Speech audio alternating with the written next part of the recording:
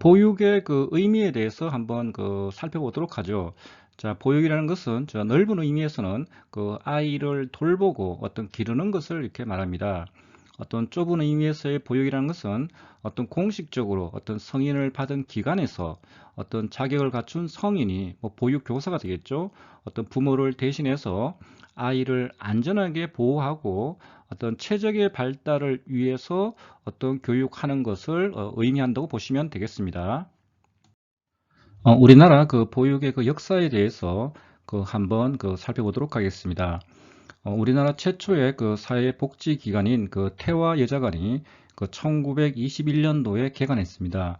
그 마이어스 선교사를 그 중심으로 해서 그 저소득층 자녀 위주의 그 타가 사업이 최초로 이렇게 그 운영이 됩니다. 그리고 1982년도에 그 유아교육진흥법이 제정되어서 그 새마을 유아원이 이렇게 운영되었고요. 그리고 1987년도에 그 남녀 고용 평등법이 이렇게 따라서 그 직장 타가 제도가 도입됩니다. 그리고 1991년도에 그 영유아 보육법을 이렇게 다시 제정해서 그 타가에서 보육이라는 어떤 그런 개념으로 이렇게 바뀌게 되고요. 그리고 2004년도에 그 유아교육법이 또 만들어집니다. 그리고 기존의 그 보육 업무를 갖다가 다시 2004년 6월부터 여성가족부로 이관이 됐고요. 이 여성가족부에서 제1차 그 중장기 보육 어떤 기본 계획인 그 새싹 플랜을 이렇게 발표를 하게 됩니다.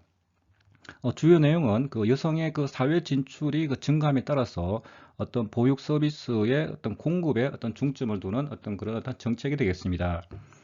그러다가 그 보육 정책이 그 다시 2008년 3월부터 또 보건복지부로 또 이렇게 이관됩니다. 그래서 보건복지부에서 1차 그 중장기 보육 기본 계획인 그 새싹 플랜을 갖다 좀 보완해서 그 아이 사랑 플랜을 갖다 이렇게 또 만들기 시작합니다. 그래서 어떤 국가 책임을 조금 더 강화하고 보육 서비스를 그 영유아 중심으로 이렇게 설정을 하게 됩니다.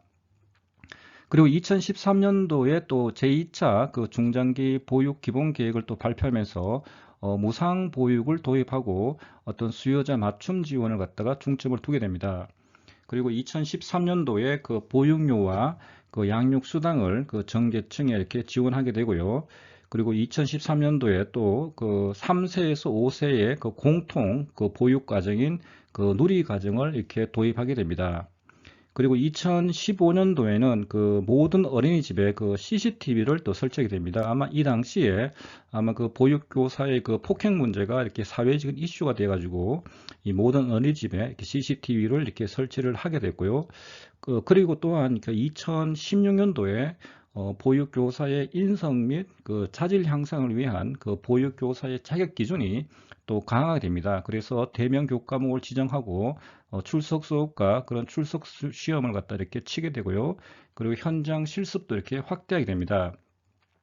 그리고 2018년도에서 2022년도까지 또 이렇게 제3차 그 중장기 보육 어떤 기본 계획을 또 이렇게 마련하고요. 그리고 2020년 9월부터 영유아 중심의 그 놀이 중심의 그 제4차 어린이집 표준교육 과정이 시행이 됩니다. 이 3차 중장기 보육의 기본 계획은 어떤 보육의 어떤 공공성과 그런 어떤 보육 서비스의 그런 어떤 질을 향상하는 데 중점을 두고 있습니다. 영유아 보육법 그 제1장 그 총칙을 한번 우리가 살펴보도록 하겠습니다. 제1조 그 목적입니다.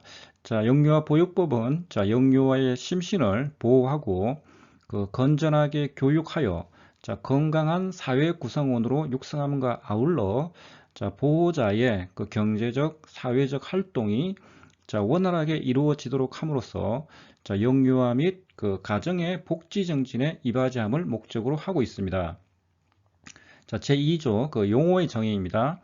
자, 영유아란 자, 6세 미만의 그 취학 전 아동을 말합니다. 자, 그리고 보육이란 것은 자, 영유아를 건강하고 자, 안전하게 보호, 양육하고 영유아의 발달 특성에 맞는 그런 교육을 제공하는 어린이집 및 가정 양육 지원에 관한 그런 사회복지 그런 서비스를 말합니다. 자, 어린이집이라는 것은 자, 보호자의 위탁을 받아 자, 영유아를 보육하는 기관을 말하고요. 자, 여기서 보호자라는 것은 그 친권자, 후견인, 그 밖의 자로서 영유아를 그 사실상 보호하고 있는 자를 말합니다. 보육교직원이라는 것은 자, 어린이집 영유아의 보육, 그 건강관리 및 보호자와의 상담, 자, 그 밖에 어린이집의 관리, 운영 등의 업무를 담당하는 자로서 자, 어린이집의 원장하고 그리고 보육교사, 어떤 그 밖의 직원을 이렇게 말합니다. 영유아 보육법 제3조 그 보육 이념을 한번 살펴보도록 하죠. 자, 1항. 자, 보육은 자, 영유아의 이익을 자, 최우선적으로 고려해서 제공되어야 한다. 2항. 자, 보육은 영유아가 안전하고 그 쾌적한 환경에서 자, 건강하게 자, 성장할 수 있도록 하여야 한다. 3항. 자, 영유아는 자신이나 보호자의 성, 연령, 종교, 사회적 신분, 어떤 재산, 장애, 인종, 어떤 출생 지역 등에 따른 자, 어떠한 종류의 차별도 받지 아니하고 자, 보육되어야 한다. 자, 제4조 책임을 한번 볼까요? 자, 1항. 자, 모든 국민은 자, 영유아를 자, 건전하게 보육할 책임을 진다. 자, 2항. 자, 국가와 지방자치단체는 자, 보호자와 더불어 자, 영유아를 자, 건전하게 보육할 책임을 지며 자, 이에 필요한 재원을 안정적으로 확보하도록 노력해야 한다. 자, 3항. 자, 특별자치도지사, 그리고 시장, 그리고 군수, 자, 구청장은 자, 영유아의 보육을 위한 그런 적절한 그런 어린이집을 확보해야 한다. 자, 4항. 자, 국가와 지방자치단체는 보육교직원의 양성 및 자, 근로여건 개선을 위해서 노력해야 한다. 제5조 그 보육정책조정위원회를 한번 살펴보도록 하겠습니다. 자, 1항을 보시면 자, 보육정책에 관한 그 관계 부처 간의 의견을 조정하기 위해서 국무총리 소속으로 그 보육정책조정위원회를 둡니다. 자, 기본적으로 2항을 보시면 그 심의 조정 사항이 있는데 자, 1호 보시면은 보육정책의 그 기본 방향에 관한 사항, 자, 2호 보육 관련 제도 개선과 그 예산 지원에 관한 사항, 3호 보육에 관한 관계 부처 간 협조 사항, 4호 그 밖에 위원장이 회의에 붙이는 사항들을 심의 조정을 하겠습니다. 제6조 그 보육정책위원회를 한번 살펴보도록 하죠. 그 1항을 보시면 그 보육에 관한 각종 정책, 사업, 보육 지도 및 어린이집 평가에 관한 사항 등을 심의하기 위하여 자, 보건복지부의 자, 중앙보육정책위원회를 그리고 특별시, 광역시, 도, 특별자치도 및 시군구의 그 지방보육정책위원회를 둡니다. 그 2항을 보시면 그죠? 그 위원은 그죠? 그 보육 전문가, 그 어린이집 원장, 그리고 보육교사 대표, 보호자 대표, 공익을 대표하는 자, 관계 공무원 등으로 이렇게 구성이 됩니다. 제7조, 자, 육아종합지원센터에 대해서 살펴보도록 하죠. 자, 1항을 보시면, 자, 영유아에게 자, 시간제 보육 서비스를 제공하거나, 보육에 관한 정보의 수집, 제공 및 상담을 위하여 자, 보건복지부 장관은 중앙육아종합지원센터를 자, 특별시장, 광역시장, 특별자치시장, 도지사, 특별자치도지사, 그리고 시장, 군수, 자, 구청장은 지방육아종합지원센터를 설치 운영하여야 합니다. 그 2항을 보시면 그 중앙육아종합지원센터와 그 지방육아종합지원센터에는 육아종합지원센터의 장과 보육에 관한 정보를 제공하는 그런 보육 전문 요원 및 그리고 보육 교직원의 그 정서적, 그 심리적 상담 등의 업무를 하는 그런 상담 전문 요원을 두게 되어 있습니다. 제8조 그 한국보육진흥원의 그 설립 및 그 운영에 대해서 살펴보도록 합시다. 자, 1항 그 보육 서비스의 그 질 향상을 도모하고 자, 보육 정책을 자, 체계적으로 지원하기 위하여 자, 한국보육진흥원을 설립한다고 되어 있습니다. 그 2항을 보시면 그 주요 업무가 이렇게 소개되어 있는데요. 자, 1호 자, 어린이집 평가 척도 개발, 자, 2호 자, 보육 사업에 관한 교육, 훈련, 홍보, 자, 3호 자, 영유아 보육 프로그램 및 교재, 교구 개발, 4호 자, 보육교직원 연수 프로그램 개발 및 교재 개발. 자, 5호. 자, 이 법에 따라 보건복지부 장관으로부터 위탁받은 업무. 자, 6호. 자, 그 밖에 보육정책과 관련하여 보건복지부 장관이 인정하다고 하는 업무를 수행하게 되어 있습니다. 제9조 보육 실태조사에 대해서 살펴보도록 하죠. 자, 1항을 보시면, 자, 보건복지부 장관은 자, 이 법의 적절한 시행을 위하여 자, 보육 실태조사를 3년마다 이렇게 해야 한다고 되어 있습니다. 가장 최근에 그 실태조사한 것이 2018년도에 이렇게 실태조사를 한 것이 있습니다. 그래서 이 관련되는 자료들은 그 후반부에 한번 우리가 살펴보도록 하겠습니다. 자, 제9조의 2, 그 보호자 교육입니다. 그 1항을 한번 보시면요, 그죠? 자, 국가와 그 지방자치단체는 자, 영유아의 보호자에게 자, 영유아의 성장, 그리고 양육 방법, 그리고 보호자 역할, 자, 영유아 인권 등에 대해서 교육을 실시할 수가 있습니다. 보육 패러다임의 변화와 그 보육 교사에 대해서 살펴보도록 하죠. 자, 첫 번째, 그 보편적 보육과 그 보육 교사입니다. 그 1991년도에 그 영유아 보육법이 제정되면서 자, 이전과 이후는 그런 많은 차이를 보이고 있는데, 이전 같은 경우는 그런 빈곤 가정의 그런 영유아 그 소수를 대상으로 하는 그런 빈민구제의 성격이나 그런 직장에 다니는 그런 소수 여성들을 위한 그런 타가의 성격이 강했습니다. 자, 그러다가 자, 1991년도에 그 영유아 보육법이 제정된 이후에는 자, 모든 영유아를 대상으로 하는 그런 보편 교육으로 이렇게 확대가 됩니다. 그 아래 네모 박스를 보시면 그죠? 자, 영유아의 생존권, 그런 보호권, 그런 발달권, 그런 참여권 등의 보장을 위해서 자, 보육은 자, 모든 영유아를 위한 그 보편적이고 자, 적극적인 그런 복지 서비스로 지금 변화되고 있습니다. 자, 어린이집과 그 보육교사의 양적 확대, 보육의 질을 제고하는 법의 개정이 지금도 계속 이루어지고 있고요. 그 영유아를 위한 그런 보육의 질을 보장하고 보육을 실행하는 그런 보육교사의 자격을 강화하는 그런 제도적 장치를 지속적으로 확보를 하고 있습니다. 자, 2016년도에 자, 보육교사의 인성 및 그 자질 향상을 위해서 보육교사의 자격 기준을 이렇게 강화를 했었고요. 그리고 2019년 9월 1일 그 보건복지부 보도 자료를 보면 그죠? 자, 2년 이상 그 보육 현장을 떠나 있던 그런 보육 교사를 대상으로 해서 사전 의무 교육이 9월부터 이렇게 시작된다고 되어 있습니다. 쉽게 말하면 자, 2020년 그런 3월부터 자, 어린이집에 이렇게 근무를 하려면 2년 이상 그 장기 미종사자 같은 경우는 근무 시작일 이전까지 그 총 40시간의 그런 직무 교육을 반드시 이렇게 이수를 하셔야 됩니다. 두 번째, 그 보육의 국가 책임 확대와 그 보육 교사에 대해서 살펴보도록 하죠.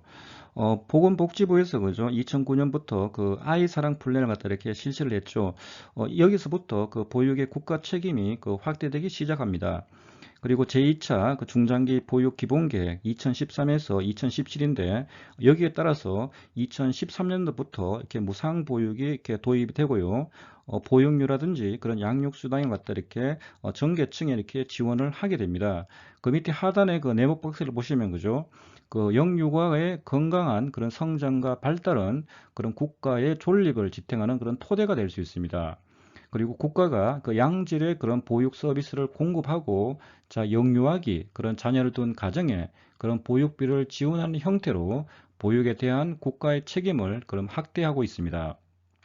보육교사는 그런 영유아 양육에 대한 그런 가족과 국가의 그런 공동 책임을 그런 실천하는 주체라고 보시면 되겠습니다. 세 번째, 그 수요자 중심의 그 보육과 그 보육교사에 대해서 살펴보도록 하겠습니다. 제3차 그 중장기 보육 기본 계획 자 2018 그 2022에 따르면 그죠?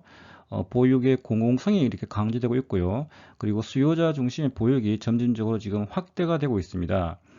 국공립 어린이집이 지금 확충되고 있고요. 그리고 공공형 어린이집 그런 시간제 보육에 대해서도 많은 지금 투자를 지금 하고 있습니다. 그리고 2020년 9월부터는 그죠? 영유아 중심의 그런 놀이 중심의 그런 제4차 어린이집 그 표준 교육 과정이 지금 시행이 되고 있습니다. 그 밑에 그 네모 박스를 보시면 그죠? 사회 계층이 이렇게 분화되고, 자, 가족 형태가 다양화되면 보육에 대한 요구는 그 한층 다양해질 것입니다. 자, 부모가 자, 어린이집 운영이나 자, 교육에 대한 의견을 좀 적극적으로 제시하고, 어린이집에서는 이를 받아들이며 어떤 공급자 중심에서 그런 수요자 중심의 보육으로 지금 변화되고 있는 추세입니다. 보육교사는 자, 부모의 요구와 그리고 영유아 요구를 그런 수용하면서 동시에 자, 국가적으로 그런 표준화된 보육 과정을 그런 충실히 그런 이행을 하셔야 되겠습니다. 보육교사의 중요성, 그 중요한 환경으로서의 보육교사에 대해서 살펴보도록 하죠. 러시아계 미국인 그 발달 심리학자인 그 유리 브로펜 그 브레너 교수는 자, 인간의 그 심리 발달은 그 환경과 무관할 수 없다고 이렇게 주장을 하고 있습니다. 일명 그 생태 그 시스템 이론이라고 하는데요. 그 환경은 크게 그 미시 체계와 그 거시 체계로 이렇게 나누어 볼 수가 있습니다. 자, 미시 체계는 그런 개인의 경험에 자, 직접적으로 관련되는 그런 환경 요인이 되겠습니다.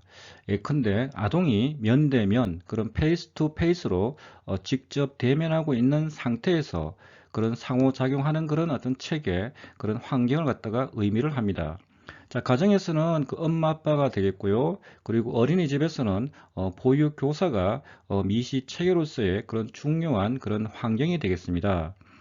따라서 보육교사는 그런 아이들을 그런 가르쳐야 하는 그런 대상, 그런 아브젝트로 봐서는 안 되고, 그 아이들을 이해의 상대, 서브젝트, 그런 인격적 주체로 이렇게 바라봐야 한다는 것입니다.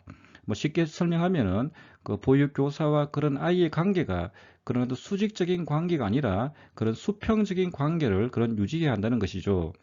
따라서 그 아이들을 사랑하는 것이 아니라 그런 보육교사 본인이 그런 건강한 삶을 아이들에게 보여줌으로써 아이들에게 실천해 줌으로써 아이들에게 본을 어떤 본보기가 될 만한 것들을 보여줌으로써 어떤 아이들에게 스스로 어떤 사랑이 배어 나오게 해야 한다는 것입니다.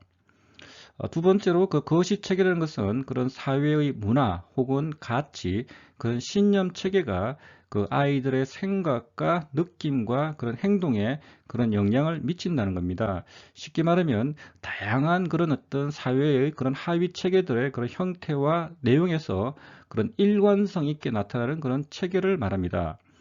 당연히 그 보육교사는 그죠. 어떤 전체 그런 어떤 경험의 어떤 전체 그 경험의 어떤 그런 어떤 그 삶의 결들이 있지 않습니까? 그죠? 본인의 그런 어떤 경험의 총체가 있는데 본인들이 어떤 그 어떤 특정한 그런 어떤 신념 체계나 그런 가치 체계가 좀 편협하거나 좀 이데올로기적이거나 혹은 그런 어떤 그 수직적인 그런 권력 관계 같은 그런 어떤 그런 신념 체계나 가치 체계를 가지고 있으면은 그죠. 자, 이러한 것들이 그 아이들에게 또 영향을 갖다가 직접적으로 미치게 되는 것입니다. 그래서 보육교사는 그죠. 이런 거시 체계로서의 그 환경도 상당히 중요한 것이죠. 그래서 교사가 가지고 있는 그런 경험의 총체, 그런 경험의 결들이 그죠. 본인들이 말한다. 혹이 내가 가지고 있는 그런 또 신념 체계나 가치 체계나 그죠. 그런 지식 체계가 혹시 그 편협하지 않는지 혹은 그런 이데올로기적으로 이렇게 편협되어 있지 않는지를 갖다가 항상 이렇게 그 자기 반성적으로 점검을 해야 하는 것입니다. 그래 따라서 보육교사는 그죠. 아이들에게 그런 중요한 환경이 된다는 점을 명심하셔야 되고요. 그래서 보육교사는 그죠. 항상 그런 어떤 건강한 삶을 갖다 이렇게 유지하려고 이렇게 노력하셔야 되고요. 그런 보육교사를 갖다가 당연히 단순히 그런 어떤 돈벌이 수단 혹은 단순히 그냥 직장이라는 개념으로만 이렇게 보지 마시고 그죠. 진짜 어떤 사명의식 혹은 소명의식을 가지고 이렇게 보육교사를 갖다 이렇게 수행을 해야 하는 것입니다. 이런 거시 체계와 관련해서 그죠. 특히 여러분들이 좀 알아두어야 될 개념들이 그 이데올로기와 그 권력 개념입니다. 그래서 다음 슬라이드에서는 이데올로기와 그런 권력 개념에 대해서 살펴보도록 하겠습니다. 이념과 그 이데올로기에 대해서 살펴보도록 하죠. 자, 두 번째 문단 보시면, 자, 실제 세계에서 이념이라는 것은 흔히 어떤 집단이 그 특별한 이성적 판단이나 그 사유작용을 거치지 않고 단순히 진리 또는 그 당위로 받아들이는 지식, 신념, 가치 체계를 의미합니다. 자, 이념과 비슷하게 쓰이는 자, 이데올로기는 자, 이념이 자, 정치적으로 극단화되어서 마음속 신념으로 교조화하고 상대방을 적대적으로 배척하여 정치적 진영 투쟁으로 일관하는 경우를 말합니다. 쉽게 말하면 자, 이데올로기라는 것은 자, 우리가 보편적으로 그 당연하게 여기는 어떤 지식이나 신념이나 뭐 가치를 의미합니다. 기본적으로 이데올로기가 가지고 있는 특징은 방금 그 하단에도 그 나오지만 교조화 혹은 어떤 그 자연화라는 그런 어떤 특징들을 가지고 있습니다. 쉽게 말하면 어떤 그 절대적으로 변하지 않는 진리가 아닌데 마치 절대적으로 변하지 않는 진리인 양 어떤 규정한다든지 혹은 그게 마치 그 자연의 상태가 늘 그런 것처럼 어떤 자연의 섭리처럼 그렇게 당연하게 그 받아들이는 것입니다. 그래서 마치 어떤 이러한 어떤 그 지식이나 신념과 그런 가치를 모든 사람들에게 그 통하는 그런 어떤 자연 법칙인 양 혹은 진리인 양 이렇게 일반화하는 것들을 우리는 그 이데올로기라고 보시면 되겠습니다. 자, 대표적인 어떤 그 이데올로기를 한 세 가지를 지금 예를 하나 들어드리겠습니다.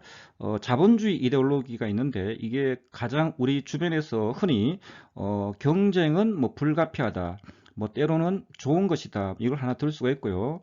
그리고 우리가 그 남성 중심의 그 가부장제 이데올로기가 있는데 뭐 여자는 얌전해야 하지만 그 남자는 좀 별나도 된다는 뭐 이런 어떤 그런 지식들, 뭐 신념이나 가치들 그리고 우리가 보통 그 자기 개발 서적 같은 거 보시면 그죠? 뭐 이런 말 상당히 많습니다. 이렇게 뭐 아프니까 청춘이다. 그리고 뭐 좋아하는 일을 하라. 그러면 나머지는 모든 것이 절로 따라올 것이다. 사실 이런 것들이 어떻게 보면 자본주의의 이데올로기, 그리고 남성 중심의 가부장제 이데올로기, 그리고 위장되고 은폐된 그런 엘리트주의의 이데올로기를 다 함축을 하고 있습니다. 사실 이러한 어떤 지식이나 신념이나 이런 가치들은 어떤 절대적인 어떤 진리나 자연의 법칙이나 뭐 이렇게 일반화할 수 없는 것인데 그죠? 이게 마치 그 보편적인 것인 양 규정해 버리는 것이죠. 사실은 어떤 그 이 속에는 그죠? 다양한 어떤 그런 사회적인 어떤 그런 출신이라든지 그런 어떤 경제적인 배경들이 많다 상당히 그 위장되고 은폐되어 있고 어떤 장애물로 이렇게 그 숨겨져 있다는 거죠. 이런 것들을 얘기하지 않고 마치 이것을 갖다 당연하게 이렇게 얘기를 해버린다는 것이죠. 자, 이렇게 됐을 경우는 어떻게 되겠습니까? 우리가 지금 그 살만한 사회, 그런 행복한 사회가 되겠습니까? 이런 어떤 그 이데올로기나 이념들은 만다 우리들의 삶을 갖다가 이렇게 끔찍하고 이렇게 힘들게 이렇게 만들거든요. 자, 그래서 이 이데올로기가 그죠? 이렇게 무서운 것입니다. 그래서 우리가 그 이데올로기라는 것을 우리가 공부한다는 것은 그죠? 자, 이런 어떤 지식이나 신념이나 이런 가치들의 그 의미를 갖다가 만들어낼 거 아닙니까? 이거 주로 누가 만듭니까? 보통 그 지배 계급에 있는 집단들이 이렇게 그 이런 지식이나 신념이나 가치를 만들어내거든요. 가장 대표적인 이런 어떤 그 유포 수단이 뭡니까? 이렇게 만든 것을 또 유포를 해야 되지 않습니까? 대표적인 게 뭐예요? 교육이나 이런 어떤 언론을 통해서 이렇게 이런 지식과 신념과 가치를 만들어서 교육과 그 언론을 통해서 이렇게 그죠? 유포를 한단 말이에요. 이렇게. 그래서 우리는 그죠? 자, 이러한 어떤 그런 어떤 그 지배 계급들이 그 만들어 놓은 이러한 이데올로기들의 그런 어떤 그 어떤 것들을 우리 형성 과정이라든지 어떤 그런 유지 방식들을 갖다가 공부를 해야 되는 것이죠. 그래서 우리가 그죠? 너무나 이렇게 당연해서 그죠? 뭐 경쟁을 갖다가 지금 당연하게 받아들이고 있고 마치 그 열정을 가지고 자기가 그 좋아하는 일을 갖다가 해야 되는 것이 당연한 것이고 당연히 만다 여자는 얌전해야 되는 것을 이걸 당연하게 생각해서 별로 중요시하지 않고 그죠? 뭐 논의의 가치도 없다 이렇게 그 해버리면 곤란하다는 것이죠. 그래서 이런 것들을 갖다가 이게 전혀 당연하지 않다는 것이고 그리고 이것들에 대해서 우리가 의문을 제기를 해야 되는 것이고 그죠? 그래서 문제를 제기하는 것부터 이렇게 출발을 해야 되는 것이죠. 자, 이러한 어떤 이데올로기에 대한 뭐 한다? 이런 어떤 그 문제 제기는 그죠? 우리가 뭐 한다? 특정한 방식으로 이렇게 세상을 보도록 그지 우리가 이데올로기에 의해서 움직이고 있다는 것을 갖다 이렇게 보여주는 겁니다. 자, 그리고 만다 이런 것을 보여주고 난 뒤에 만다 우리가 만다 조금 더 살만하고 행복한 사회를 위해서 그죠? 어떠한 어떤 그런 지식 담론이나 신념이나 가치들을 갖다가 새롭게 또 이렇게 만들어내는 것이 또 필요 뭐 할 것 같습니다. 네. 권력에 대해서 살펴보도록 하겠습니다. 자, 권력이라는 것은 자, 어떤 사람이나 집단이 다른 사람이나 집단에 영향력을 미칠 수 있는 그런 잠재적인 능력을 의미합니다. 권력은 소유, 억압, 금지와 같이 부정적인 의미만을 지칭하는 것이 아니라 그런 사회 구성원들 간의 관계에 의해서 형성된 그물망 같은 긍정적이고 어떤 생산적인 것일 수도 있다는 것입니다. 자, 우리가 이렇게 친구를 이렇게 만나면 그죠? 그런 친구들 간의 그런 만남 속에도 이런 권력 관계가 이렇게 생성이 됩니다. 자, 그렇다고 해서 우리가 친구가 그죠? 뭐 다른 친구를 억압하거나 뭐 금지하거나 뭐 그렇지는 않지 않습니까? 그죠? 그래서 이 권력이라는 것은 그죠? 어떤 하나의 중심을 뭐 갖지는 않습니다. 쉽게 말하면 이 권력이라는 것은 이런 다양한 사회 구성원들 간의 관계 속에 두루 편재되어 있다고 보시는 게 맞을 것 같습니다. 그래서 권력이라는 것이 어떤 지배 피지배라는 그런 이분법에 근거해서 위에서부터 내려오는 것도 물론 있겠죠. 그죠? 그렇지만 우리의 다양한 그런 사회 구성원들 간의 그런 관계 속에서 그런 밑으로부터 그냥 이렇게 만들어지는 어떤 그런 어떤 체계라고도 보시면 되겠습니다. 그리고 권력이라는 것은 소유되기보다는 그죠 이렇게 행사되는 것입니다. 그래서 지배 계급이 보통 보존하는 그런 특권이 아니라 어떤 지배 계급의 전략적 입장에 그런 총체적인 그런 효과라고 이렇게 보시면 되겠습니다. 그리고 또 권력 관계라는 것은 그런 다른 관계들 안에 들어있다는 것입니다. 쉽게 말하면 어떤 경제적인 관계, 그런 정치적인 관계, 그런 성관계, 그런 대인관계 안에는 그죠. 항상 이런 권력의 관계들이 이렇게 들어있다는 것입니다. 그리고 이 권력이라는 것은 어떤 그런 어떤 지배나 피지배 혹은 다양한 어떤 그런 세력들 간의 그런 갈등 관계가 나타나기도 하는 것이죠.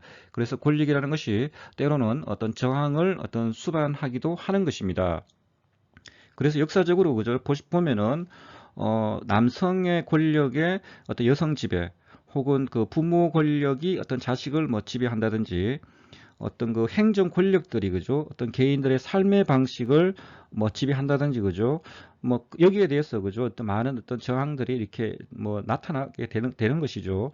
그래서 전체적으로 보게 되면 그죠 어떤 성이라든지 인종 그리고 어떤 종교 그런 다양한 사회적인 지배 형식에 대한 어떤 저항하는 그런 투쟁 그리고 어떤 경제적인 어떤 영역과 관련해서 그죠 어떤 착취의 문제에 대한 그런 어떤 투쟁 그리고 개인을 갖다가 스스로에게 얽어매고 타인들에게 순종하게 하는 그런 어떤 예속의 상태, 어떤 순종에 대한 어떤 그런 어떤 거기에 대한 어떤 투쟁들이 지금까지 이렇게 이어져 오게 되는 것입니다.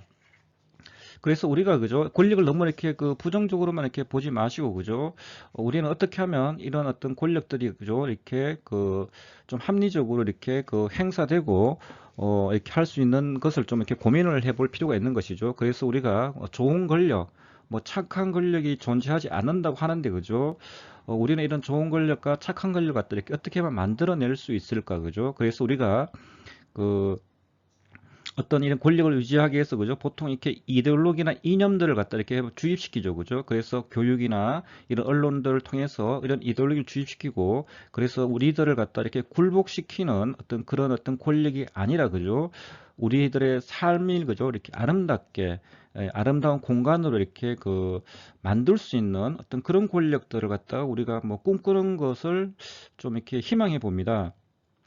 뭐 이게 뭐 좀 필요하겠죠. 네. 그래서 권력이라는 것은 하단에 보시면 그죠.